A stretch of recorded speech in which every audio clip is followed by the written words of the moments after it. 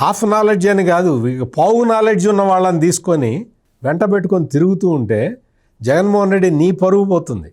అంటే అఫ్కోర్స్ జగన్మోహన్ రెడ్డికి పరువు ఏమీ పెద్ద అంతగా లేదు, కానీ నువ్వు ఎవరినైనా ఒక మాట అనేటప్పుడు ఆలోచించుకోవాలి. హైదరాబాద్ వెళ్ళి ఆంధ్రజ్యోతి ఆఫీసు దగ్గర ధర్నా చేసావు, ఏమైంది? ఏం సాధించావు? పోలీస్ కేసు పెట్టారు. పోలీస్ కేసులో మొత్తం 22 మీద పోలీసులు కేసు పెట్టారు. అందులో నువ్వు కూడా ఉన్నావు. నీ పరిస్థితి ఏంటి? కేసుకు రావాలా హైదరాబాదు?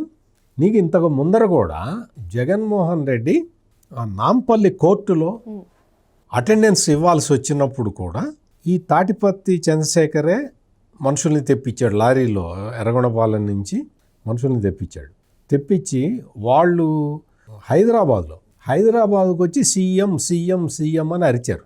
అంటే తెలంగాణకు సీఎం అవుతాడా ఈ జగన్మోహన్ రెడ్డి?